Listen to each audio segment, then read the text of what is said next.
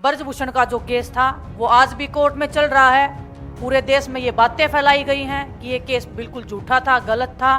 बिल्कुल ऐसी बात नहीं है। वो केस आज भी कोर्ट में है। 6 महिलाओं ने उनके खिलाफ में एफआईआर की हुई है। पूरा देश इस अन्याय को देख रहा है, भाजपा सरकार की नीतियों को देख रहा है, महिलाओं के प्रति इनके संस्कारों को देख रहा है। ये जो 50% जो आबादी हमारे हिंदुस्तान में है, ये महिलाओं की, इसकी ताकत शायद प्रधानमंत्री जी भूल सकते हैं, शायद गृह मंत्री जी भूल सकते हैं, शायद ब्रजभूषण जैसा अपराधी भूल सकता है, लेकिन हम महिलाएं अपनी ताकत को नहीं भूली। सबसे पहले तो आप सबको नमस्कार। मैं धन्यवाद देती हूँ आपका कि आप महिलाओं के इस मुद्दे पे इतनी संख्या में आप आए हैं, हमारी बात को सुनने, हमारी बात को देश तक पहुँचाने के लिए।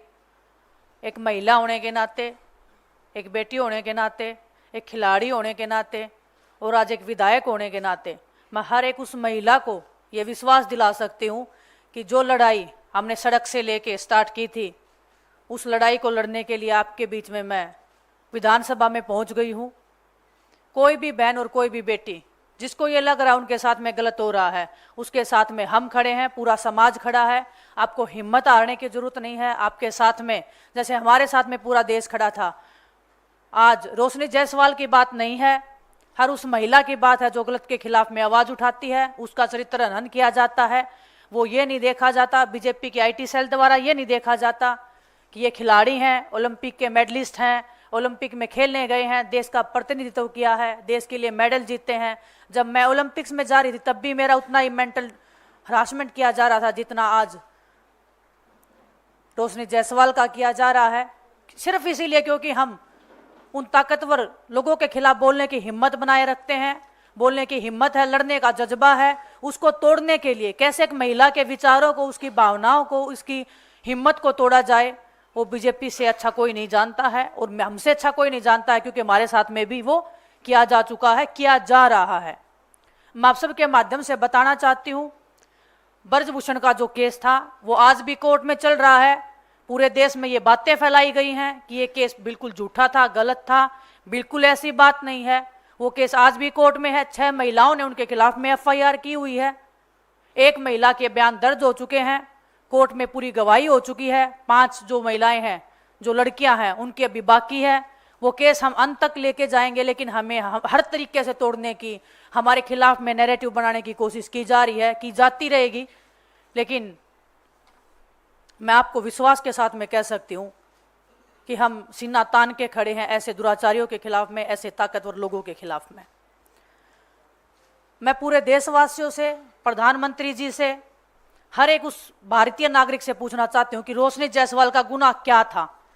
सिर्फ इतना कि जो उसको अब्यूज मिल रहा है सोशल मीडिया के माध्यम से, जो हर एक महिला को फेस करना पड़ता है, वही रोशनी जायसवाल फेस करी थी। लेकिन एक सबर का जो एक बांध होता है वो कई बार एक महिला का भी और किसी भी नागरिक का टूट जाता है, जब ये 4 साल तक जब वो बर्दाश्त कर रही है।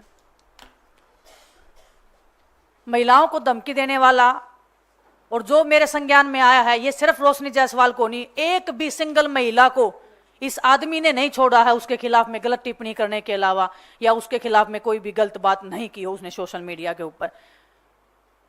आज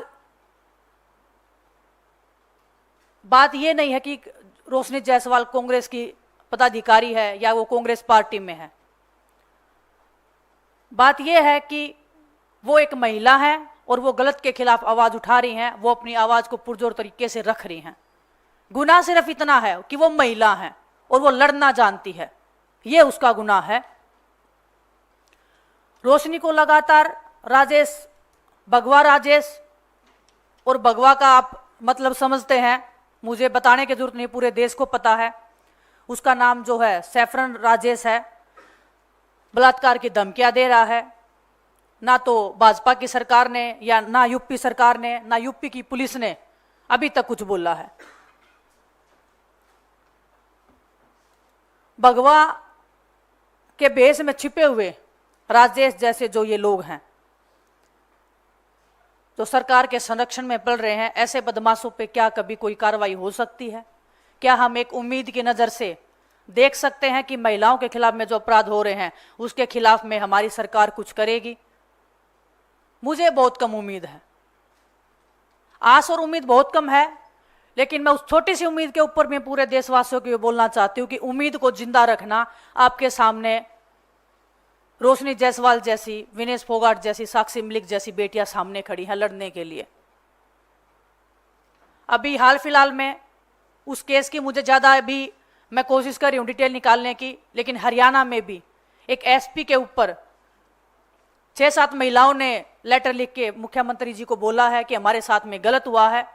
और मैं दावे के साथ कह सकती हूँ कि आने वाले टाइम में उन लड़कियों से ये बयान लिखवाया जाएगा या उनसे बुलवाया जाएगा कि ये हमने नहीं किया है। उनको दबाने की हर पुरजोर कोशिश की जाएगी और हमें पता है कैसे दबाया जाता है, क्योंकि हमने वो पीड़ा से हम गुजरे हैं, उस दर्द से हम गुजरे हैं, उस लड़ाई से हम 2 साल से गुजर रहे हैं।